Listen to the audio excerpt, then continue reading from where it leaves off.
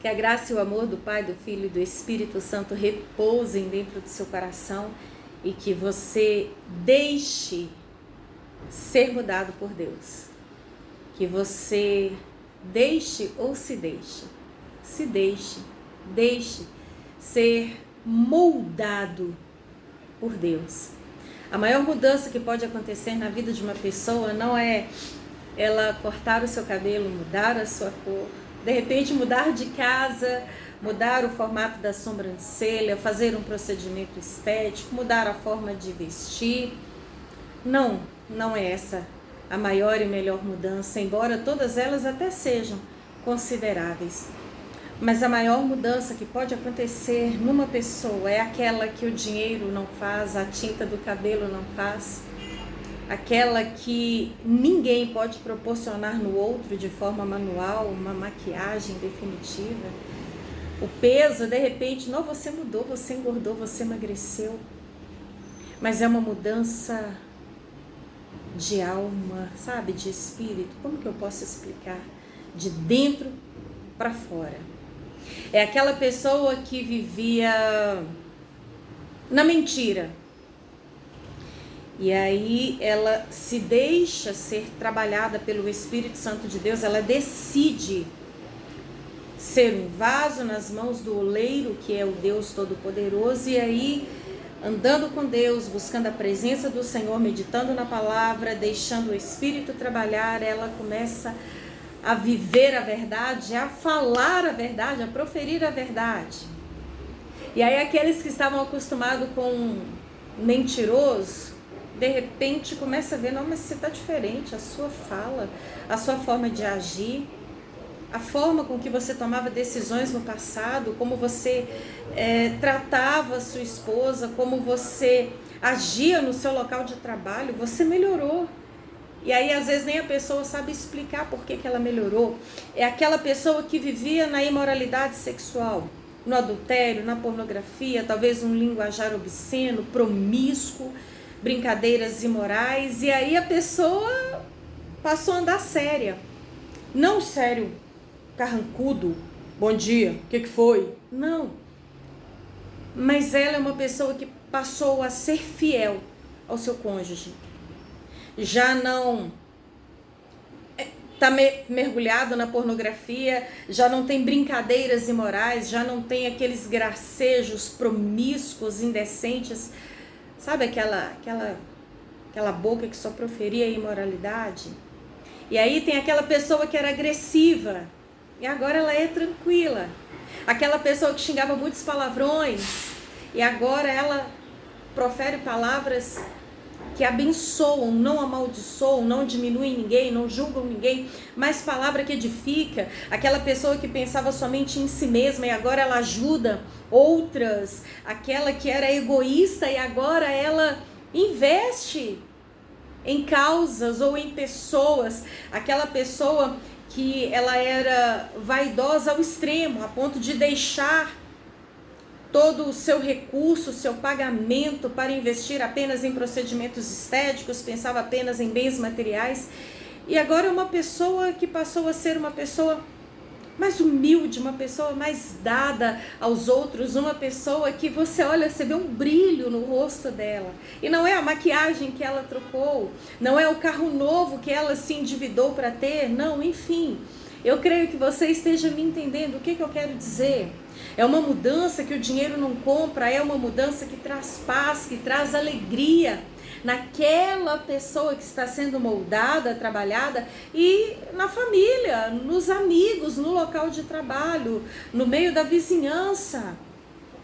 Isso é maravilhoso, é nascer de novo. Como Jesus disse a Nicodemos, que era mestre em Israel, não nascer, tornar a entrar no ventre da sua mãe e de lá sair, porque isso é impossível. Impossível. Mesmo um bebezinho que acabou de nascer, tem 10 segundos de que ele tenha saído da barriga da sua mãe, é impossível ele voltar para lá. Mas nascer de novo é decidir andar com Cristo, é decidir ter uma nova vida. É nascer de novo, é começar de novo como esposo, como esposa, como filho, como servo, como um bom empregado. um bom profissional, é nascer de novo no falar, no andar, no olhar, no tratar, no servir. Nascer de novo. Nascer pela fé em Cristo, nascer da água, nascer do Espírito, do batismo. É reconhecer os pecados, os erros, e ali na imersão é como se ele estivesse demonstrando: eu estou sendo sepultado, um velho homem, morrendo para o mundo e nascendo para Deus, para Cristo, no amor, no perdão, na paciência, na temperança, domínio próprio, longanimidade, na cura da alma. Pessoas curadas curam. E para isso acontecer é necessário o arrependimento. Não aquela coisa da boca para fora: oh, foi mal aí, viu? Não, foi mal, cara. Não, eu não vou fazer de novo não, falou? Foi mal aí, desculpa aí. Oh, foi mal, não. Oh, falhei. Algo que mexe aqui dentro. Algo que chega a doer, traz lágrimas. Sabe quando aquilo te machuca? Nossa, o que eu fiz? Eu não devia ter falado daquela forma, eu não devia ter agido daquela forma, me comportado. Nossa, eu menti, eu traí, eu furtei, eu toquei no que não devia tocar. Nossa, eu fui louco, eu fui irresponsável, eu fui injusta, eu fui tola, eu fui ignorante, eu fui arrogante. Aquilo chega a doer que você não quer mais cometer aquilo. Em meio a tantas pregações e mensagens que eu vejo por aí, é pouquíssimo pregado sobre o arrependimento. Não da boca para fora. Foi mal aí, hein? E depois faz de novo. Mas quando você olha para dentro de si, você examina a si mesmo, você tem essa sede, esse desejo de mudar. Em tudo. E não é uma coisa que você consegue na força do seu braço, mas você busca de Deus, medita na palavra e deixa o Espírito Santo trabalhar de acordo com a vontade dele. E você vai sendo lapidado, moldado, trabalhado como barro nas mãos do oleiro. É por isso que a palavra de Deus fala: você ouve de tudo e retém o que é bom. Porque de tantas coisas que temos ouvido, acompanhado por aí, é pouquíssimo falado sobre o genuíno evangelho, que você só recebe quando você se arrepende, quando você decide deixar Cristo dominar a sua vida, ser o seu Senhor. Não apenas Salvador, Jesus vai salvar minha alma da condenação eterna, mas o seu Senhor, o seu guia. Do corpo de Cristo, ele é a cabeça, e nós somos os membros. É a cabeça que orienta, que conduz, que controla os membros do corpo. A mão não decide por si só, o pé não vai por si só, a cabeça, a língua não fala por si só, mas a cabeça controla, orienta, conduz da melhor forma possível para um perfeito trabalhar, se assim eu posso dizer, né? De todo o corpo, de todos os membros entre si, unidos ao único membro pensante.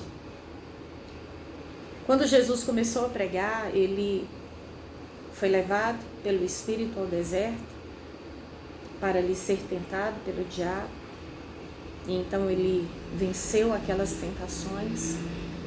E logo que ele saiu, aqui em Mateus capítulo 4, a partir do versículo 12, já relata, após a saída, pouco tempo depois da saída do deserto, relata que ele ouviu que João Batista tinha sido preso. E então ele voltou para a Galileia. E saindo de Nazaré, ele foi viver em Cafarnaum, que ficava junto ao mar, na região de Zebulon e Naftali, para cumprir o que fora dito pelo profeta Isaías. E ele começou a ministrar ali a profecia de Isaías: terra de Zebulon e terra de Naftali, caminho do mar, além do Jordão, Galileia dos gentios. O povo que vivia nas trevas viu uma grande luz. Sobre os que viviam na terra da sombra da morte raiou uma luz. Versículo 17, daí em diante, Jesus começou a pregar. E a gente fica imaginando, nossa, imagina o início, porque o início já chega, sabe, já chega fazendo a diferença. A primeira pregação, então, é aquela pregação. E qual foi a primeira pregação de Jesus Cristo, Filho de Deus, o maior exemplo de pregador que já tocou nessa terra, e por onde ele passava, a palavra que ele dava fazia milagres, curava, ressuscitava mortos, expulsava espíritos malignos, libertava, transformava vidas, fazia milagres, sinais e maravilhas. Eis aqui a primeira pregação do Filho de Deus, o maior exemplo de pregador que todo pregador deve servir. Jesus começou a pregar: arrependam-se, pois o reino de Deus está próximo. Arrependimento.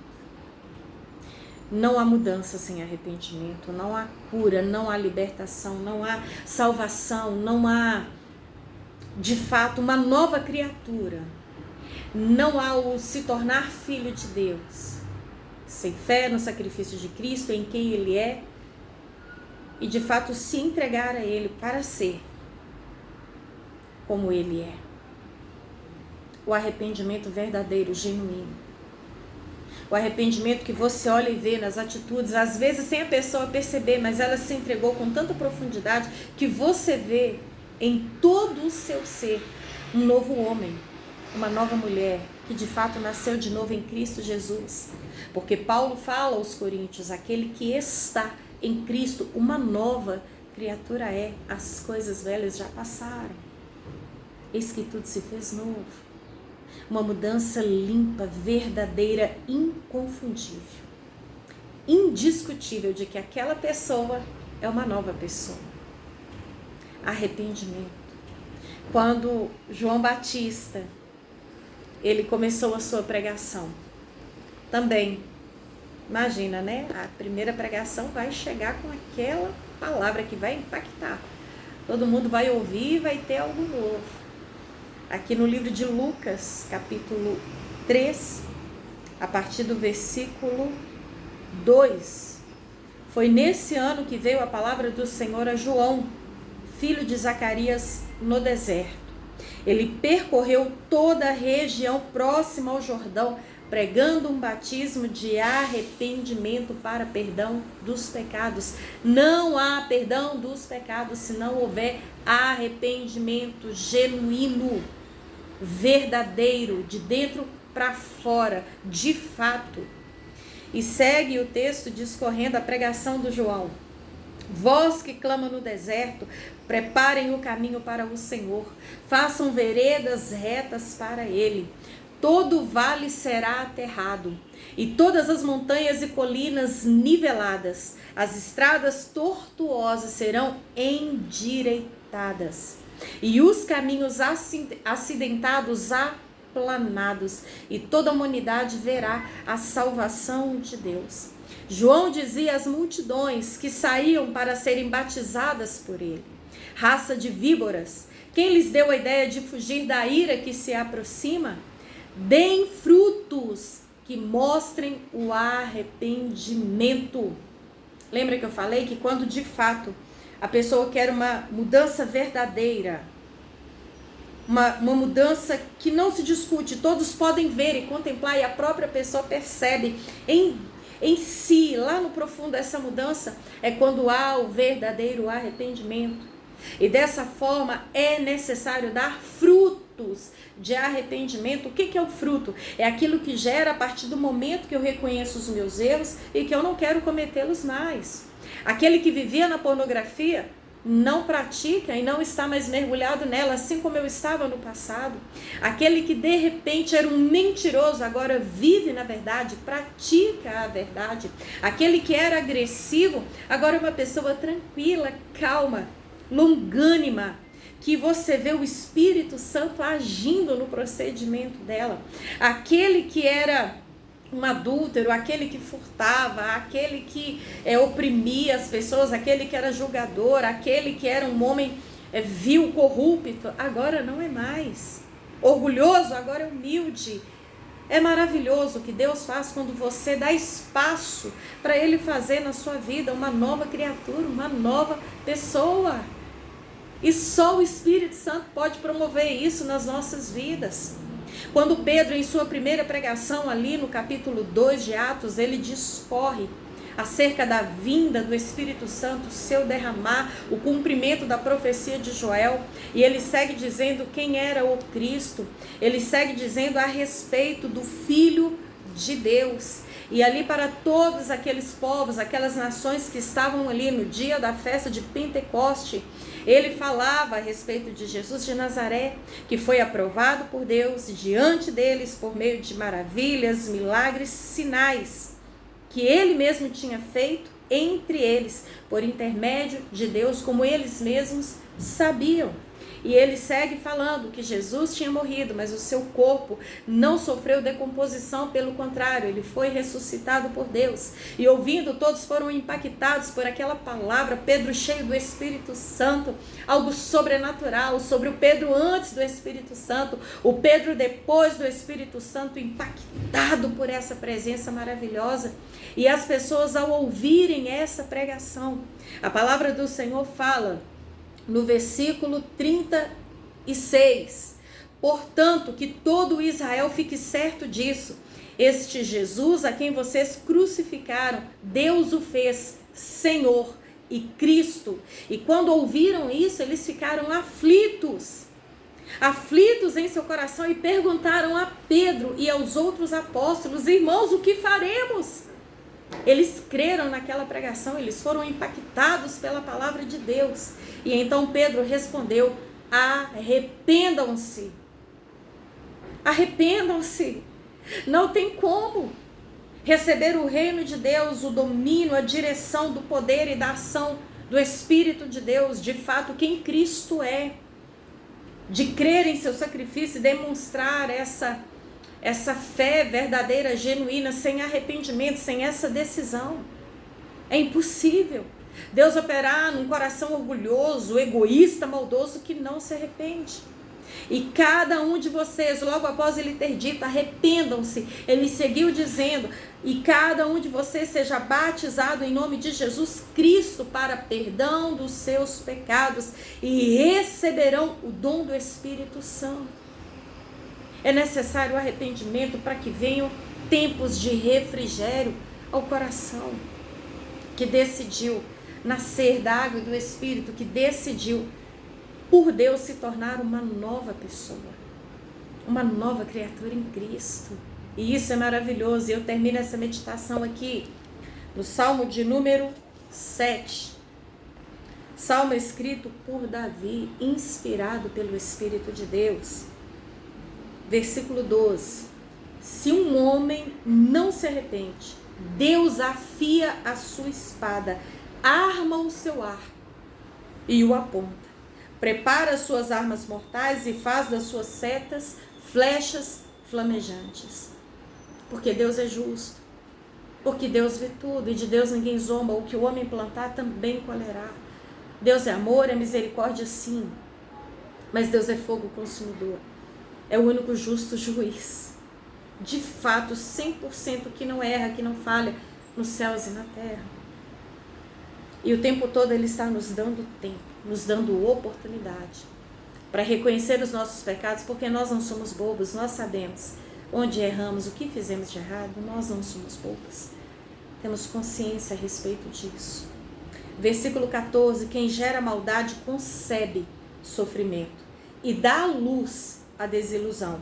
Quem cava um buraco e o aprofunda cairá nessa armadilha que fez. A sua maldade se voltará contra ele e a sua violência cairá sobre a sua própria cabeça. O verdadeiro e genuíno evangelho que começou por Cristo, nós vemos ali juntamente com João Batista, que preparou o caminho para a vinda dele. É baseado no arrependimento, na decisão de sair de um caminho tortuoso e andar por um caminho reto. Um caminho verdadeiro, o único caminho que leva a Deus. Jesus mesmo disse aos seus discípulos: eu sou o caminho, não um dos caminhos que levam a Deus. Foi Ele que abriu esse novo caminho pelo seu sangue derramado na cruz. E Ele se autodeclarou como de fato é, o único sangue que tem poder de libertar, curar, justificar, perdoar, salvar. Eu sou o caminho, a verdade e a vida. E ninguém vem ao Pai a não ser por mim. Quando nós decidimos andar com Deus e crermos no Filho de Deus, não basta apenas querer ser salvo por Ele, como eu já falei nesse vídeo. É muito fácil. Eu só quero as bondades do Senhor, eu quero os benefícios, as bênçãos, até porque o Senhor fala que morreu para me dar vida e vida em abundância. Mas é necessário reconhecê-lo como Senhor. Senhor, que venha o teu reino, o reino, o governo perfeito de Deus, a tua vontade, a direção, a verdade que de fato liberta. Senhor, não há nada que desagrade mais um pai do que um filho rebelde, desobediente. Eu fico imaginando o filho pródigo quando, ainda com o pai vivo, ele exigiu a sua parte da herança e rachou fora. Gastou das piores maneiras possíveis. O mais moço dos 2 filhos daquele pai. E ele precisou perder tudo, passar fome e desejar a comida de porcos para cair em si e reconhecer a burrada, a besteira que fez. Aí ele olhou para dentro dele, ali a gente vê o arrependimento. Ele logo decidiu: eu vou voltar para a casa do meu pai. Eu vou falar com ele: pai, eu pequei contra o céu, contra Deus, eu pequei contra ti. Eu não sou mais digno de ser chamado seu filho. Mas ele decidiu: eu preciso voltar. Onde eu errei, onde eu falhei, onde eu me rebelei, onde eu desobedeci, onde eu caí, eu tenho que voltar. Porque naquela situação miserável ele viu que nem os empregados do pai dele comiam aquela refeição dos porcos, mas tinham o melhor. E a sua atitude de se levantar e voltar, literalmente, embora seja uma parábola, mas nós vemos ali a veracidade de como isso acontece todos os dias. Foi a atitude de arrependimento, foi o fruto de arrependimento. Às vezes é difícil voltar. Queima o brio, né? A cara fica meio acorada, fica aquela preocupação: como é que vai ser? Será que vai me aceitar? Será que isso, aquilo? Mas tinha que partir dele, porque quem errou foi ele. E o pai estava de braços abertos, já esperando a sua volta. Dê fruto de arrependimento. Busque, de fato, uma mudança genuína e limpa, para que você viva as maravilhas do Senhor, ande com Ele. E tenha dentro de si o caráter de Cristo. É impossível ser luz e ser sal fora da presença de Deus e sem o Espírito Santo. Mas quando Deus é o seu guia, você não precisa chegar e falar: a luz chegou, olhem para o brilho. Naturalmente, é tão real a presença do Senhor, tão firme, que aonde você entrar, as pessoas vão ver que a presença de Cristo entrou através da sua vida, através do seu falar, do seu agir, do seu tratar, do seu abraçar, do seu servir, do seu viver.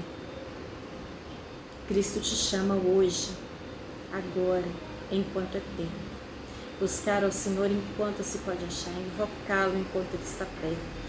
Afinal de contas, o tempo está voando e pode chegar um tempo que não dê mais tempo, por ser tarde demais. Hoje é dia de salvação. Abra o seu coração. Deixa Cristo mudar aquilo que ninguém muda, que você jamais conseguiria mudar sozinho. Deixa Cristo fazer a vontade dele no seu coração e de fato te transformar num novo homem e numa nova mulher. Romanos 10, versículo 9. Se você confessar com a sua boca que Jesus é o Senhor e crer em seu coração que Deus o ressuscitou dentre os mortos, será salvo.